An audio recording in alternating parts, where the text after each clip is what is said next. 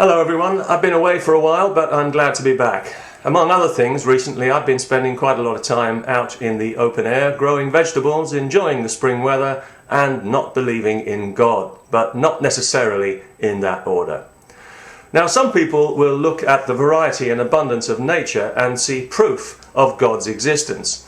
Well, I've had a good look recently and I've seen plenty of proof of nature's variety and abundance, but I haven't seen God anywhere, and that doesn't really surprise me because I don't think that the violent maniac of the Old Testament would be capable of creating a single radish, let alone an entire world. For one thing, a God who's afraid of new ideas is certainly no creator. But also his eagerness to be worshipped tells us that this is an extremely shallow individual, which is a little worrying, as we are supposed to be created in his image. And his quickness to violence shows that he's also profoundly stupid. Again, uncomfortably close to home. Indeed, this God is so limited in scope and so aggressively unsubtle, both in word and deed, that you could be forgiven for mistaking him for some kind of primitive, desert-dwelling, tribal human being and concluding, as I have, that we are not his children at all, but in fact, he's our child and he's a very, very bad boy. Now, even if I'm wrong about this, and I might be, I'm certainly not infallible, unlike certain other people we could mention. And if God really did create the world, well then all I can say is, well done God, round of applause for God. But if he expects to be worshipped on the back of it, well then I'm afraid he can go straight to hell, which is where I suspect he originated, if such a place exists. Because the God of the Old Testament reads as if he's auditioning for the role of Satan. It would be hard to imagine a more malevolent entity without the aid of a pair of comedy horns and a pitchfork. Just look at his track record. He comes out of the desert a few thousand years ago, killing and smiting with righteous abandon, spawns 3 religions that absolutely loathe each other, supplies us with scriptures that set us at each other's throats like dogs over trifles, dividing us into us and them, into believers and infidels, ensuring that every one of us will be born with millions of instant enemies. Thanks to this monster, we live in a world divided against itself, where every one of us is an infidel to somebody, including you, no matter what you believe, even if it's nothing. You can be guaranteed that somebody, somewhere, hates your guts because of it. Welcome to planet Earth, the center of the universe. Enjoy your stay. Although, apparently not enjoying it will get you into heaven that little bit quicker. Now, given this humiliating and, let's be frank, embarrassing situation that we find ourselves in, where, thanks to this ludicrous God, the whole world seems to be in an ever-decreasing orbit around the black hole of the Middle East, from which not even light can escape. Oh, you've noticed that as well?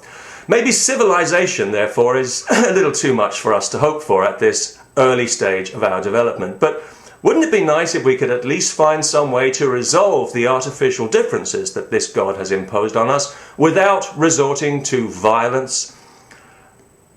I'm sorry, I didn't mean that. I take it back. I don't know what came over me. I was just being silly. I do apologize. Of course, violence is the only answer. After all, it's the language of God. That'll be our God, the stupid one, the God of death. Believe in me or burn in hell. Worship me or I'll send a plague. Little pigs, let me come in, or I'll burn your cities to the ground. And if it's God's language, and if we're created in his image, which presumably means he's also a gullible, superstitious fool, but that's another subject, well then it's bound to be our language as well.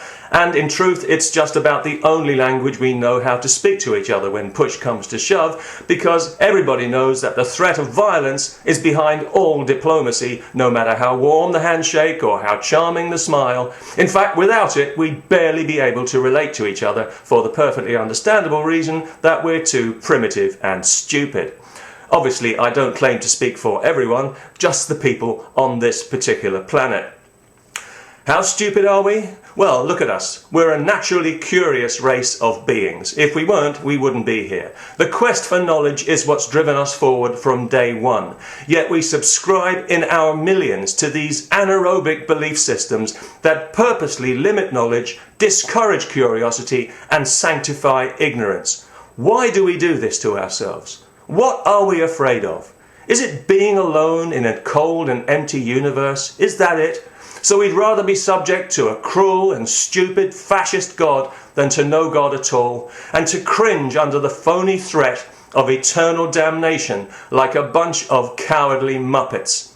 We'd rather drag ourselves through history, inch by tortuous bloody inch, because we've got this dead weight attached to us, this useless lump of fossilized thought that we call religion, this psychological ball and chain that we just can't seem to cut loose, because this God of ours, he may be stupid, he may be as dumb as a sack of walnut shells, but he can only reflect the intelligence that created him. The poor sod. It's 2,000 years now since Jesus lived. If he lived.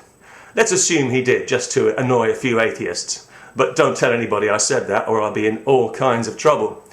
And Jesus may have been a good guy in many ways, but he was no saint. He had his dark side. It wasn't all loaves and fishes and lilies of the field, was it? He's the one who came up with the idea of eternal damnation in the first place, not God, surprisingly. No, there's nothing in the Old Testament about anybody simmering in the lake of fire. That was Jesus' idea. Now, maybe God was just so busy killing and maiming people there and then that it completely slipped his mind, and you could certainly understand that because he was very busy after all. But you have to wonder why Jesus would take up the slack when he seemed to be doing so nicely with his miracles and his parables and his message of sweetness and light. Why would he feel the need to introduce coercion and threats? Well, because clearly Jesus was no fool, and he quickly realized that he was talking to stupid, ignorant barbarians who, despite his enlightening, life-giving message, still needed to be threatened with crude violence to make them behave in a civilized way. And 2,000 years later, nothing has changed. Who wouldn't be embarrassed? I'm more than embarrassed, if you want the truth. I'm ashamed. I feel like apologizing to the universe for wasting its time. Must be the Catholic in me coming out now. We think we're so advanced, don't we? Especially now that science is cutting a dash through 11 dimensions, doing religion's job for it, in fact, attempting to illuminate the mystery of life rather than suppress it. But down here on the ground, it might as well not be happening. Things are just the same as ever. People still worshipping dumb idols, still fearing evil spirits, still cowering under the angry heavens like a bunch of frightened cavemen. The only mystery to me is how we can look at ourselves in the mirror without laughing. Peace and